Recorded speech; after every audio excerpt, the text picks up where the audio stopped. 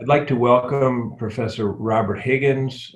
Professor Higgins is the Director, Chair, and Surgeon-in-Chief at Johns Hopkins Medicine. In that capacity, he's responsible for the 6 Johns Hopkins hospitals, as well as the Chair of Surgery at main campus. He's also President of the Society of Surgical Chairs. Welcome, Dr. Higgins. Nice to be with you today. Thank you very much for taking the time to be with us in the midst of this pandemic. If you could please just share with us a couple of reflections. Firstly, your responsibilities at Johns Hopkins, and secondly, talk to us a little bit about the Society of Surgical Chairs, just to put in context the answers to the questions that I'll pose. Sure. I've been the chair here at Hopkins since 2015 and honored to have this prestigious chair. It really has been a remarkable time. We have over 125 surgeons and 6 hospitals, close to 18,000 operations each year. And it's really been a remarkable place, primarily because we have responsibility not only for the academic and the clinical side of the house, but also the functional unit of surgery, 64 operating rooms, supply chain, nursing, sterile processing, all come under our direction. And we also hire and provide academic appointments for people in our affiliated programs in Washington, D.C. and in other hospitals around the enterprise. So it's a big job, lots of great people who help support that. Obviously, I stand on their shoulders and help to manage it for this complicated matrixed environment. From the surgical chair standpoint, I was fortunate to be nominated to be part of the executive committee a couple of years ago and now serve as the president of the Society of Surgical Chairs. And we really have pulled together, I think, this group over the past several years under the direction of the American College of Surgery. It's 190 surgical chairs who come together during the college, but also interact throughout the year on a variety of projects in topical areas of interest to the House of Surgery, providing mostly best practices and opinions and approaches to making this world a better place through the eyes of surgery. And so I'm proud to be in that role and have great colleagues, department chairs from around the country who are, many of you, you know them well. Guys like Lilimo and Eddie Cornwell and Rick Schulich and other people from around the country who are Jerry Doherty, Jeff Matthews, again, number of great chairs who contribute to the work that the society tries to bring forward. Well, that's fantastic, and certainly I do know those folks quite well. And we interviewed one of Jeff's alumni, Julio Mayol, the other day on the same Sure. for the same newsletter, and Keith Lillimo and I share at least one working with you, Bashar Safar. So we both had the opportunity to train that stellar surgeon who's now heading your colorectal program at Hopkins. Even though it's a big house of surgery, we all are interconnected in a lot of ways.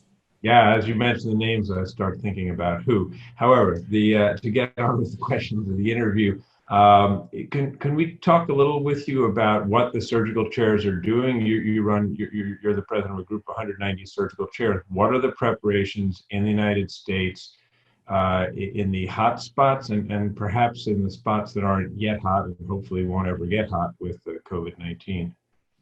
Well, we were part of a listserv chat group that shared best practices when things were really heating up over the last month. And it was invaluable to have expertise from around the country, different approaches. Every situation is unique, but we shared lessons learned about preparedness as well as how surgeons were interacting in those environments, moving from elective surgery to urgent surgery to potentially emergency surgery. And then in the dire circumstances, like places like Seattle and New York, where they had to really shift all of their priorities to deal with the pandemic. We learned from each other and we shared experiences, and it was invaluable to share those experiences.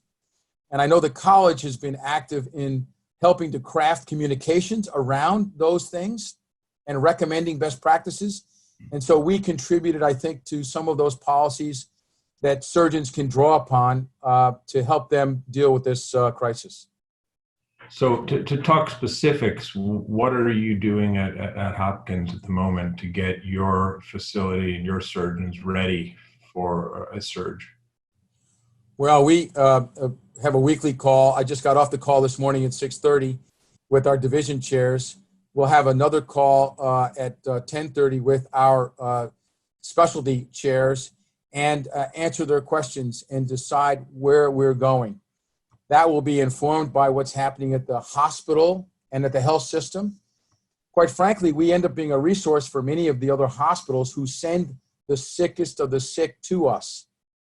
So 2 nights ago, we had 10 patients referred from one of our sister hospitals, and 2 of those patients required ECMO. And so we are standing tall, trying to help our colleagues in the environment.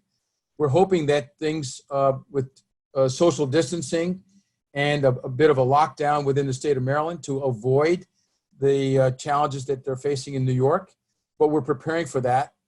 And so our surgical teams are really standing up for critical care, for acute care surgery, as well as for emergency surgery still being provided in the pediatric space, neurosurgery, urology, where there's significant challenges, OBGYN. So it's all hands on deck, and the House of Surgery is, I think, standing together to learn from each other through this kind of activity and this kind of information. So we're proud and happy to be part of this college leadership's effort to share best lessons learned. So, thanks. So amongst the department chairs in the country, is there a concerted effort, a collaborative plan as to how to retrain residents, or perhaps not retrain, but emphasize training in critical care, emergency room medicine, and other things, pulmonary critical care for surgical residents that is common, or is everybody kind of doing whatever they deem best depending on their caseload?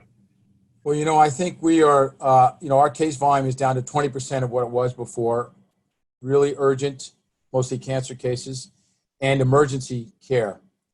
So our house staff's now been realigned into teams, which can provide support for our medical colleagues as well as for the care of the patients who need surgical care.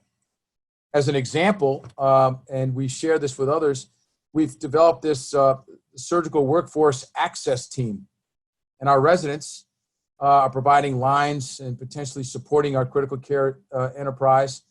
They're well versed in critical care, and their training is often, thematically very strong in that space. So that's an example of how we are working here at Hopkins to help deploy surgical expertise in the critical care environments. Obviously, when extraordinary things like ECMO are necessary, we're using best practices from our cardiopulmonary teams to help support that. We're still doing transplants. We're apprehensive and thoughtful about that. So only the sickest of the sick patients are getting transplant procedures in this very challenging environment from a COVID positivity standpoint, thinking about donors and recipients. So we're working as a surgical house to support the overall critical care mission. We've got lots of capacity from ventilation standpoint. Fortunate to have that. And we're hopeful to continue to support our region as much as we can. Thanks. So we spoke about decreasing workload and for elective cases and about the availability for critical care. And certainly surgical residents are much closer to a critical care environment and knowledge base than are those of us out of training 30 to 40 years who are in specialties that are not related.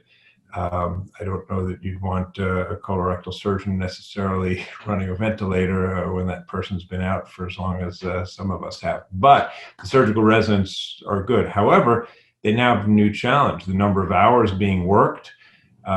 We hear stories from Milan, Madrid, New York of people working 6 12-hour shifts in a week, not going home to see their families for fear of transmitting disease.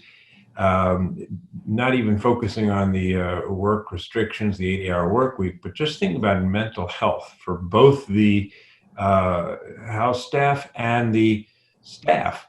what are the measures being taken by the surgical chairs to offer wellness programs to try to help people through this unbelievably traumatic experience? Really important question. Stimulated by the college, we asked the chairs how they were handling redeployment of their surgical workforce, in particular residents. And we find out that most of those programs are actually seeing them going to do things, as you point out, in the intensive care unit, covering the emergency room, theoretically clinics, screening clinics. And there's a pressure and an anxiety among the workforce in that redeployment strategy. So I think wellness is something that we have not been thinking as much about, but we should be focusing on. We're trying to make sure that we still maintain appropriate duty hours. We don't want to put our surgical house staff at risk. They're not going to be, taking care of patients in the medical intensive care unit. And we're talking to them on a regular basis, supporting them, answering their questions, trying to allay their concerns. But I think surgeon wellness is one of the topics that will end healthcare workforce wellness. It's going to be one of the issues that we're going to have to address in the future. Our surgical chair group was surveyed to think about wellness, and we're collecting information and best practices and trying to understand how to allay the concerns of our workforce. It's a big deal. So I think you're right to ask the question. I don't think we have all the answers. And many of the chairs have questions about what we should be doing. So I think it's an important area to consider. And we'd look to learn more from the college about their wellness initiatives so that we can apply them here on our own, on the home front. Well, it's a collaborative effort, and we'll also look to the surgical chairs to give us advice, I'm sure, as to how we ensure wellness of surgeons in this difficult time. And lastly, some people say, well, I can't wait till the pandemic's over because then I'm going to go take a holiday and relax. But in fact, if we're only doing 20% of the volume of cases now, that means there's another 80% that is accumulating over an unknown period of time, 1, 2, 3 months that we won't be doing elective cases. We don't know how long that'll be. Then there's going to be a tremendous backlog of surgery to deal with. And so that may not be the time to go on holiday. And we may have to look for some creative solutions in how to get all of that work done. What are your ideas and thoughts about that problem? Well, we do believe that there is light on the horizon, and we're hopeful that in some period of time after we manage through this pandemic crisis, that we will have to get back to businesses, maybe not usual, but a new norm, and our patients will need care. And so the chairs were surveyed, and many had strategies, expanded work hours on Saturdays, schedules, 6-day surgical schedules that would be able to accommodate the elective needs of our patients. And so we're still figuring that out. The chairs are going to try to inform some strategies that would be best practices again. It may actually be operating on weekends or shifts of surgeons working collaboratively to take care of those patients in need. So I think it's a patient-centric focus that will have to evolve. We'll have to take the advice of our patients as well as our allied health professionals. Advanced practice, our residents will all have to be part of this multidisciplinary team determining what the next steps are. I look forward to the day, as do the rest of our chairs, that we have to worry about that.